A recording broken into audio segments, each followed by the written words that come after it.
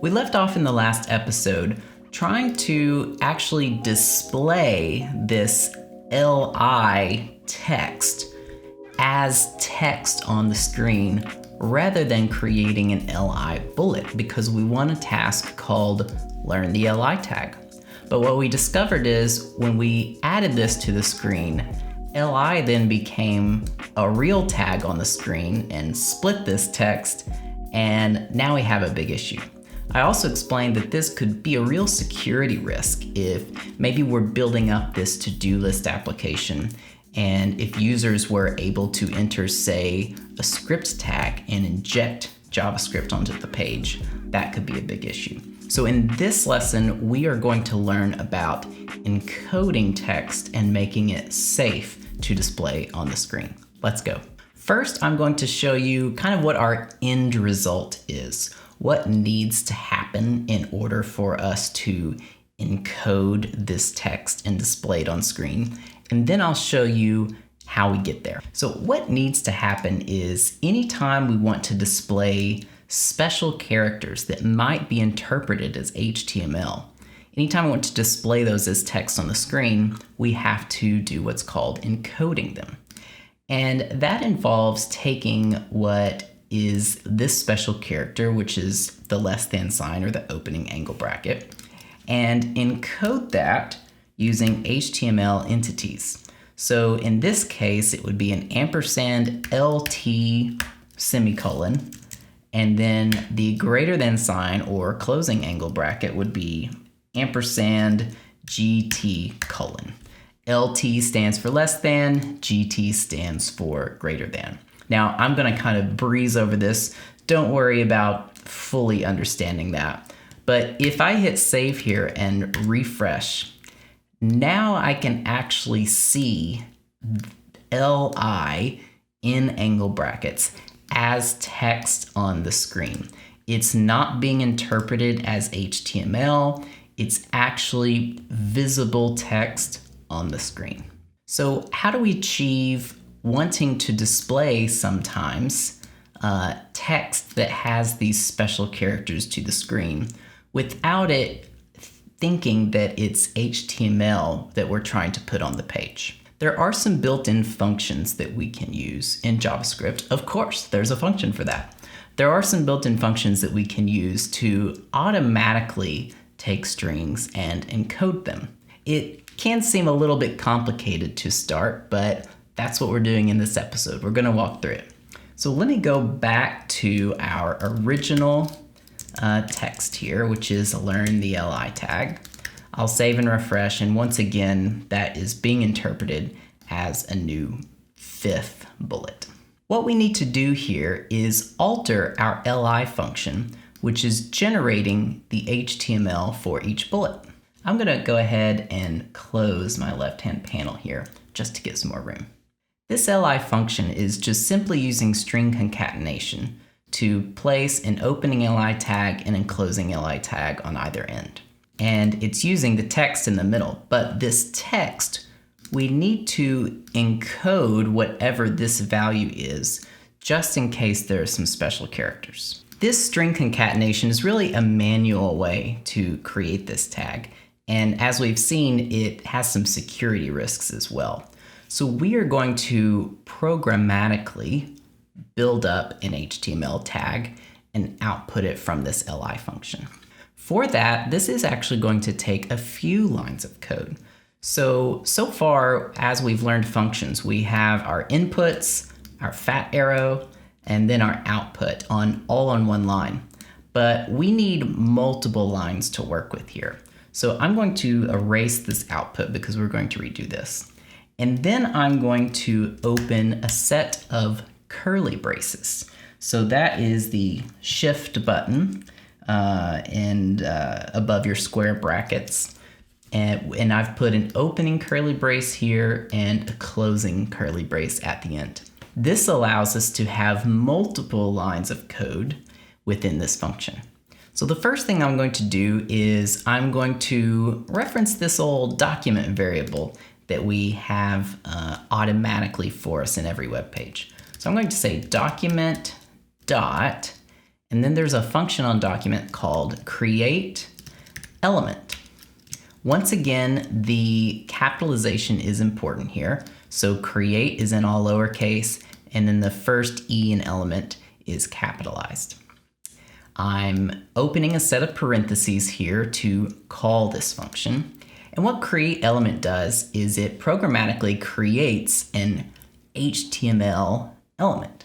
So what we need to pass into this function is which HTML element we want to generate. In our case, we want to generate an li tag. So I'm just going to pass the string li. Now, in order to use this newly created element, I want to set it equal to a variable. So I'm going to say const, and we'll make a variable called element. Now that we have element as a variable, we can do a few things with it. So I'm going to call element.innerText. Now this might seem a little familiar. Down at the bottom of the code here, remember we assigned the variable screen to this empty div element that we had originally in our HTML file. We then used its inner HTML property to replace the HTML inside that div.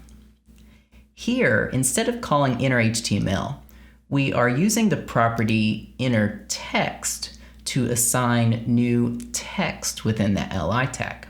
What that does for us is whatever text that we put in inner text, it will automatically encode that text in case there are any special characters that could be mistaken for HTML. So what I can do is set that inner text equal to whatever our input text is that's passed into this function. So I will just assign inner text to our function input of text. Now finally, the last thing we need to do is we want to output all of the HTML for this li tag, the opening and closing, including the inner text inside of it. In order to, in this multi-line function, return an output of this function, we will use the return keyword to specify whatever comes after this. This is what is the output of this function. We are returning this output. So the output we want to return is element.outer HTML. So let me explain a little bit here. Inner HTML on an element is the HTML that would normally be inside of that tag. So our screen div here, if I had other HTML inside of here, this is what inner HTML is on screen. Outer HTML is the entire tag inclusive of that outer parent tag itself. So we want that whole li tag, including the li opening and closing tag portions. So we need to use outer HTML here. Let me go ahead and clean this back up. So I'm going to save all my files here and refresh over on the right-hand side. And now we have the text li correctly outputted to the screen. In order to see what's going on here, let's use our console.log tool that we learned last time to inspect what's really going on with this li function. So below here, I'm going to output two different things. Let's output to the console here in the browser two different log statements that just help us figure out what's going on. So I'm going to do output console.log, and let's call the li function and pass it just hello world. I'm going to save that and refresh. What console log is doing is it's outputting to this console whatever li hello world generates here. And we can see we have this li hello world tag. But if I copy and paste this line and say learn the div tag What happens if I save and refresh that? I can see that learn the div tag has been encoded here with those special encoding format that we saw earlier, so that this div does not look like the HTML div to our code. Instead, it will end up as plain text visible to the user on the screen. So it's important to distinguish in our code what is HTML text and what is content text, maybe user-generated text that's supposed to be visible on the screen. This code here might seem like a lot to type, but that's one of the benefits of functions is we've put this inside of our li function, so we really only have to have this one time in our code. Then anytime we want to generate an HTML li tag, it's very easy just to call this function and not have to repeat ourselves with all this code. So that's it for today's lesson. We've learned about encoding string values that have special characters in them to output them to our page as text content. Next episode is going to be really fun. We're going to add a text input box to the bottom here, where we'll actually be able to add new tasks right inside the browser and have it add to the list. So I'll see you there.